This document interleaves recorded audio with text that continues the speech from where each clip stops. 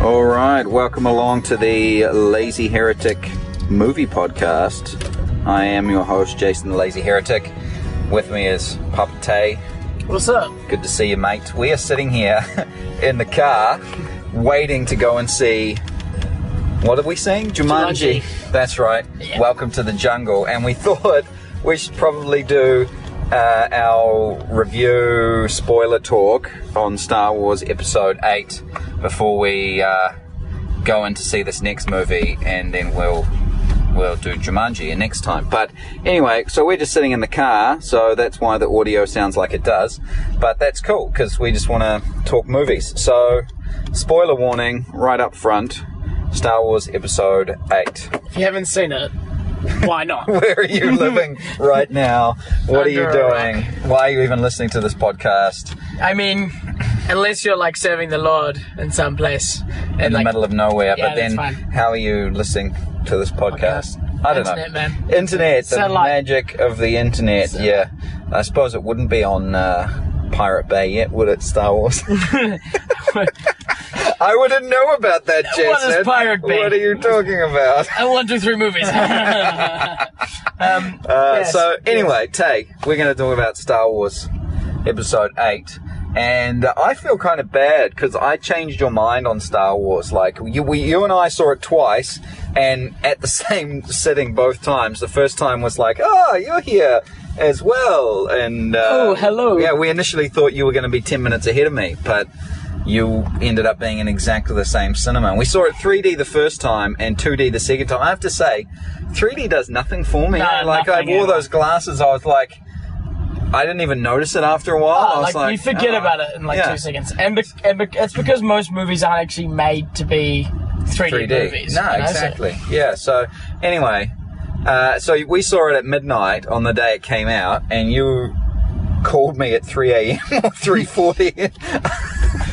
Bro, it was an important discussion. Asleep, yeah, and I was asleep, so I didn't pick up the phone.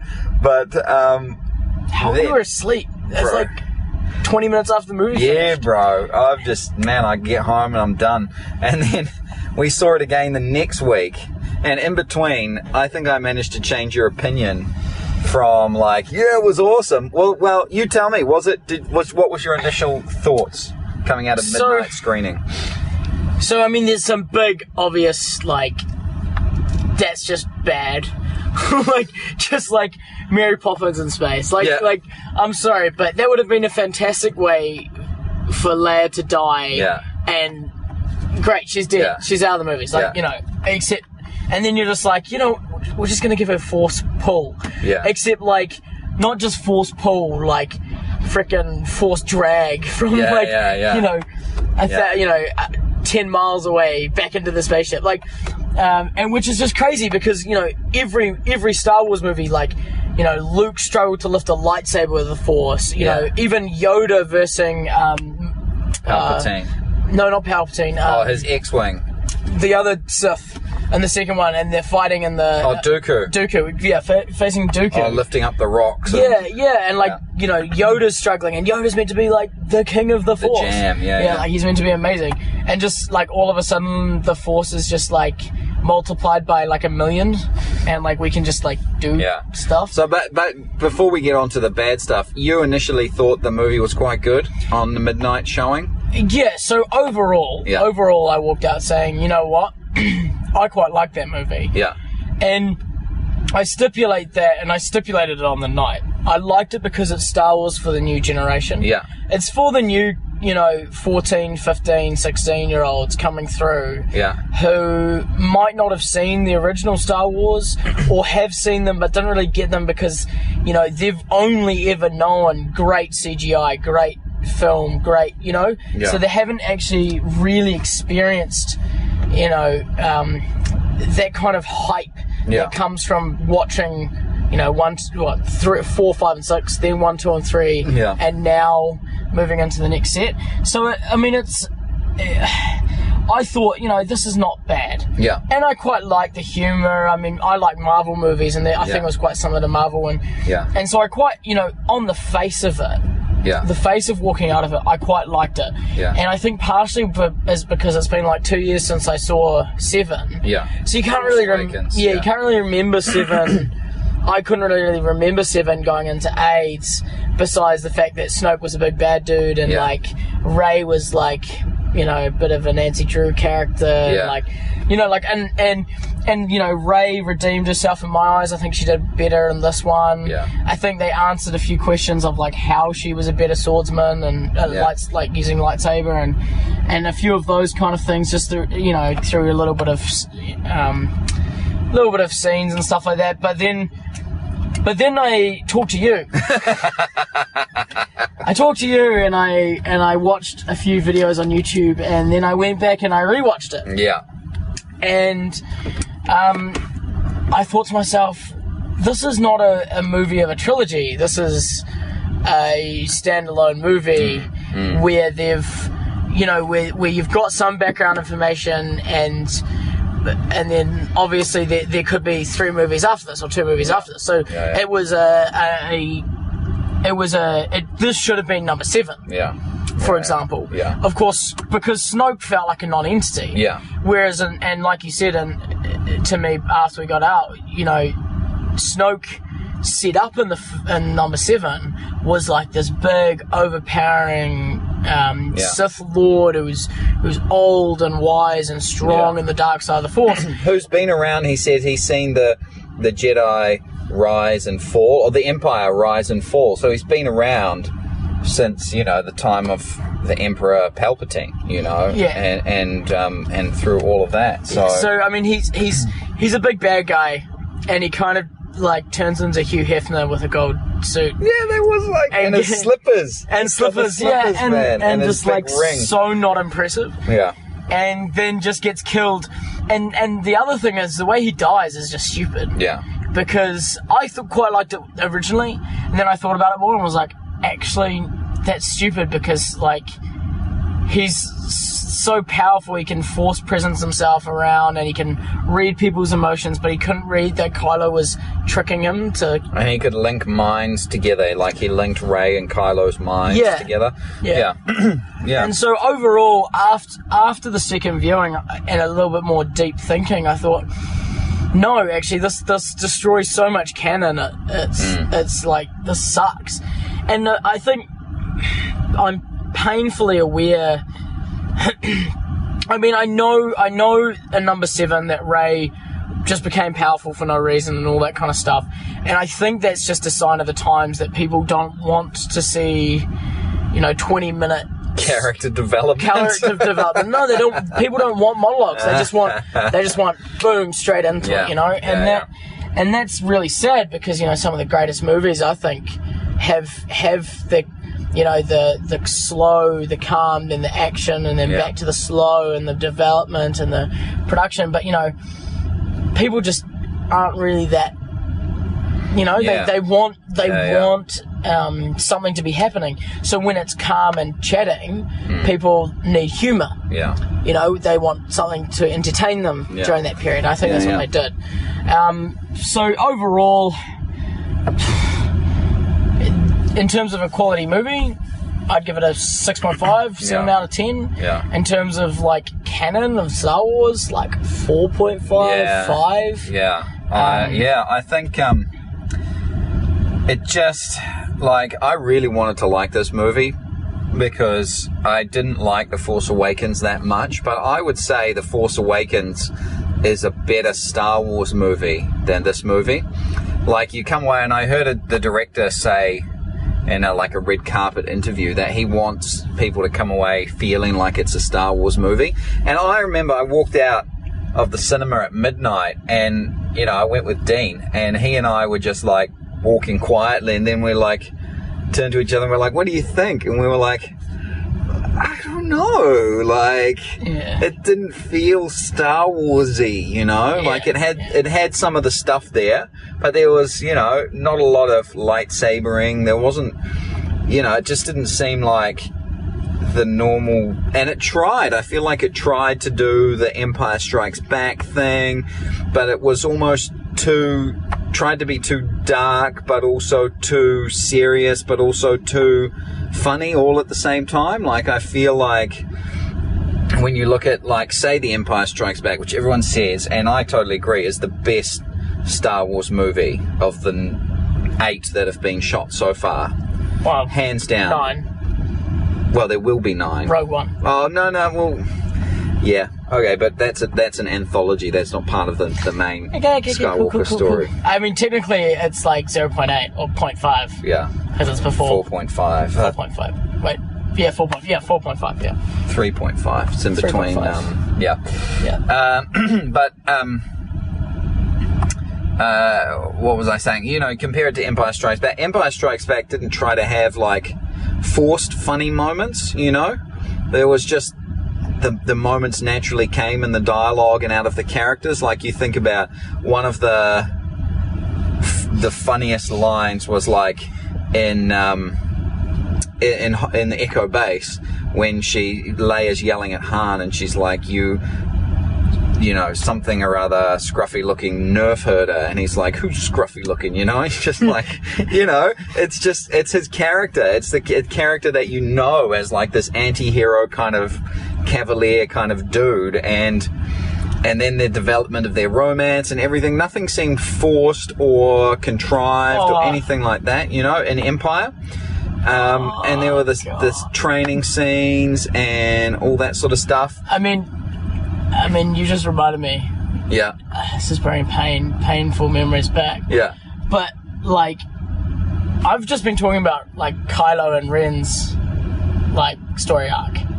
Like, I didn't, Ren, yeah. Like, I didn't even think about, like, frickin' Finn and the random Asian girl.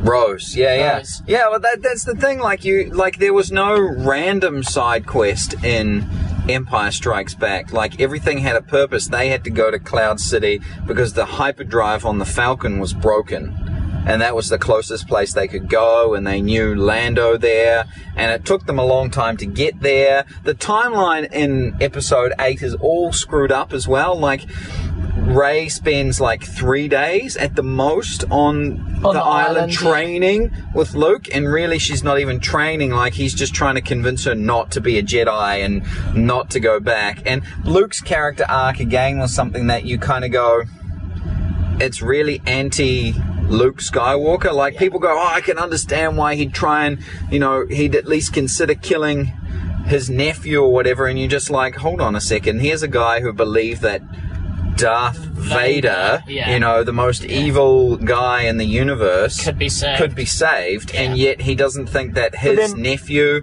could be turned to the light side, you know? You just go... Yeah. And like, okay, I get Disney pandering to multicultural, wanting lots of cultures. Yeah, but that's absolutely fine. Yeah. I did not mind that. I get them pandering to, like, the need to... like, there was a social agenda with, like, the casino scenes. And the warmongering. Everyone profits off war. And that's cool. I mean, free the animals. Yeah, I mean, it's fine to have a social agenda.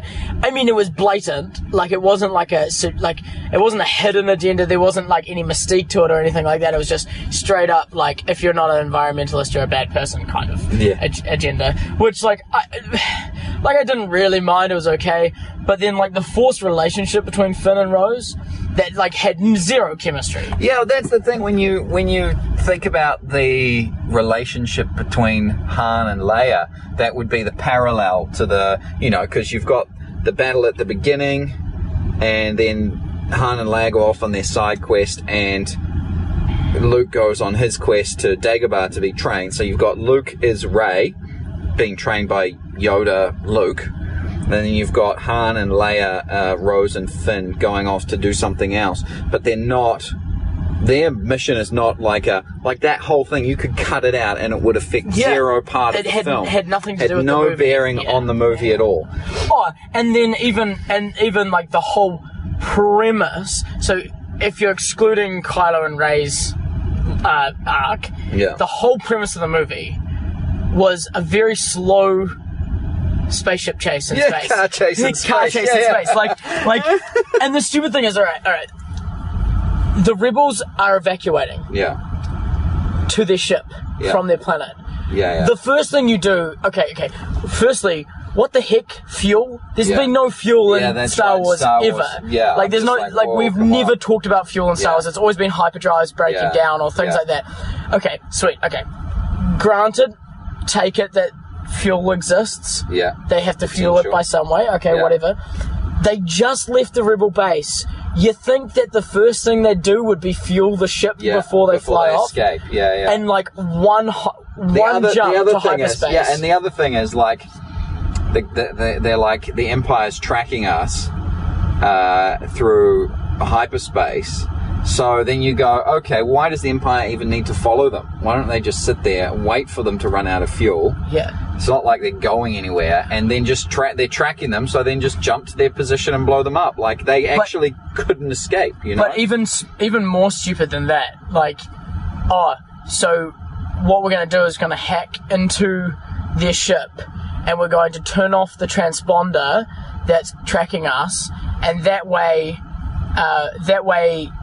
they can't track us for like 6 minutes while their system resets and they don't know that they're not tracking us anymore. You're like, hold on a second. They're super advanced. So, like, how would they not know that they're still tracking them?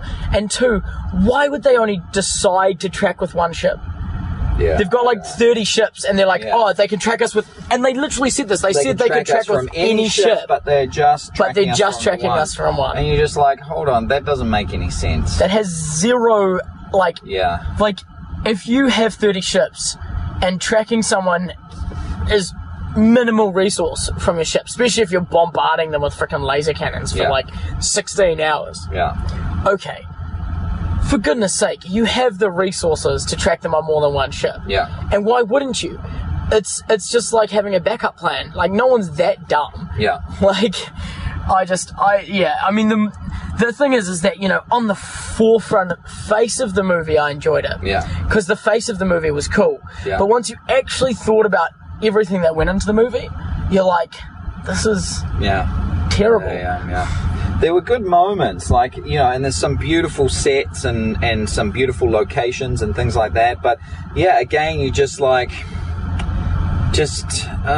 you know, I see, again, the plot points, like, we could talk about the setups and the reveals that were, like, wasted for this movie, like, Snoke, dead, you know, who was Snoke? 2 years of fan theories, he's gone, that's it. Sith don't exist as Force ghosts, so that's it, there's no more Snoke, right? Second, who erased parents? Who's Rey? No one. They're alcoholics, junkers, dead in a shallow grave in the desert, you know? Then you're like, what's happened to Luke? Nothing. He just wants to die, you know? It's like, we want to see Luke with his green lightsaber. Where's his green lightsaber? You know?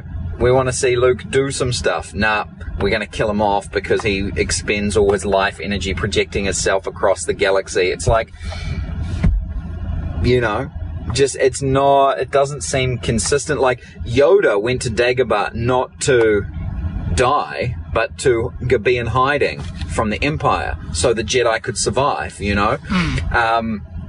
Obi-Wan went to Tatooine to ensure the Jedi survived through Luke and, you know, through the Skywalker line.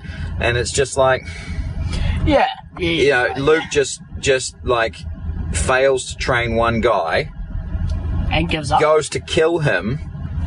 Like, you know, people say, oh, Luke's, you know, he's killed a lot of people. Yeah, but his nephew, when he believed that his father, who was the dark robot-y Sith guy, could still be turned, and he went to face him and he refused to kill him, threw his lightsaber away. It's like, okay. And like...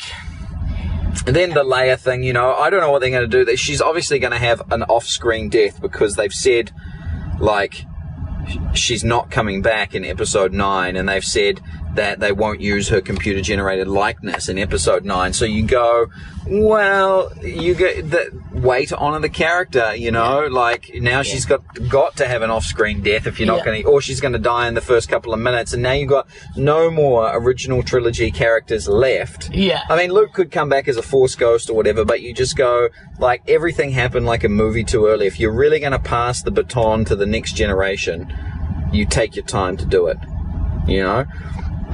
You take your time and you build it up and you go, okay, there's another set of stories to be told with this next generation. Like, now Kylo Ren is like in charge, he's a boy in charge of the Galactic Empire equivalent, you know, the First Order. And he's just like this angry little punk who, like, you know, as soon as he sees Luke Skywalker, he's like, everyone fire on him, and he just pushes people around, and he's not intimidating, he's a little whiner, you know? Just not, I mean, I just got like a lot of, I don't know, like I really struggled. Yeah. I really struggled the week after and thinking about it, because I was just like, well, now I'm just not excited for Star Wars. Yeah, that's the thing. Like, you just go, I'll go see the next one, but my expectations are going to be so low, because now how's J.J. Abrams going to come back and what is he going to do? Like, resuscitate this kind of like thing? How is he going to make this viable for like, the fans? How is Rey going to make a new lightsaber when there's no one to teach her how to make a lightsaber? Who is that kid at the end? Like, just random Force kid? Like, no, but see, this is what I'm saying about it's Star Wars for the new generation. What he did in this movie was, anyone could be a Force user, a Jedi. Anyone could be. I suppose the sales pitch of this trilogy was like, hey, we've got the original cast members back, you know? Yeah. And so, like, and then you kill off Han in the first movie, and then you kill off Luke and Leia, essentially, in the second movie, and you're like, okay. Yeah. That's it, you know? Yeah. You don't have and you just go, the only one who's survived so far are the droids and Chewie. And you're like, whoa. Yeah, but you don't even get, like... But Chewie's, like, so token anyway, like... Yeah. And that's the thing, and R2-D2 and C-3PO, like, you know? It's just like...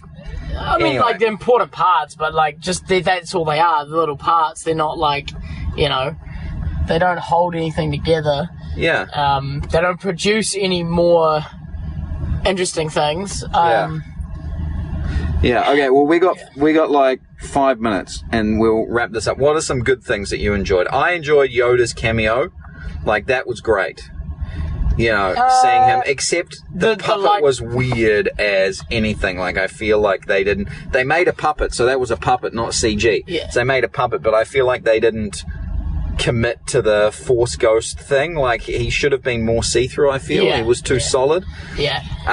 So I enjoyed that. As soon as he showed up, I was like, yeah, that's awesome. I didn't like the fact that he could cause a lightning bolt from the sky. Yeah. Because I was like, if he can have physical effects in the real world, why don't they just do that all the time? Yeah. Like, what's the point? Why don't they just come back and do stuff, you know? Yeah. And... yeah, I enjoyed... Well, okay, here's another sticking point that I have. I'm going on way too negative, but someone said, Luke wasn't a match for Rey physically, and I was like, hold on a second. He beat her in that staff fight that they had. Like, he disarmed her. The only reason that she managed to make him fall over was because she pulled her lightsaber on him, and he was like, whoa, hold on a second, and then he tripped over, and then he stopped himself. Like, I feel like he could have owned her.